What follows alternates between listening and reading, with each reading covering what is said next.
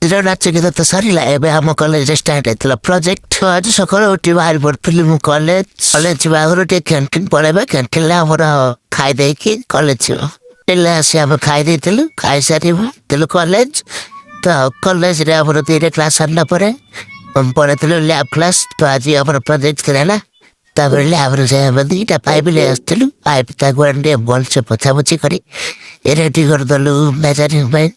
ତ ଟିକେ ମଫସଫା କରି ଆମେ ଲାଗି ପଡ଼ିଲୁ କାଟିବାକୁ। ତ 2ଟା ପାଇପ୍ ଆମେ କାଟି ସାରିଲା ପରେ ପାଇପ୍ ମରିକି ଟିକେ ପ୍ଲେନ୍ କରିଦେଲୁ। ଏମିତି କିଛି ସବୁ ସରିଲା ପରେ ମଚି କଟି ପାଇଁ 12ଟାରେ ଆମେ ରଖିଦେଇଥିଲୁ। ଆମର ଏଇଠି ଅଧା କାମ ସରିଯାଇଥିଲା। ତ ଅଧା କାମ ସରିଲା ପରେ ଆମେ ପଳେଇଥିଲୁ ଖାଇବାକୁ। ଖାଇଲା ଟାଇମ୍ ହେଇଲା ଖାଇବା ଟାଇମ୍।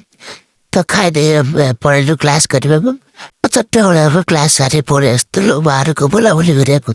ପ୍ରୋଜେକ୍ଟ ଅଧା ରହିଲା। ଆଉ ମୁଁ ତମକୁ ନେକ୍ସଟ ବ୍ଲଗ୍ରେ ଦେଖେଇବି ପ୍ରୋଜେକ୍ଟ ଆଉ ଅଧା କେମିତି କମ୍ପ୍ଲିଟ୍ ହେଉଛି।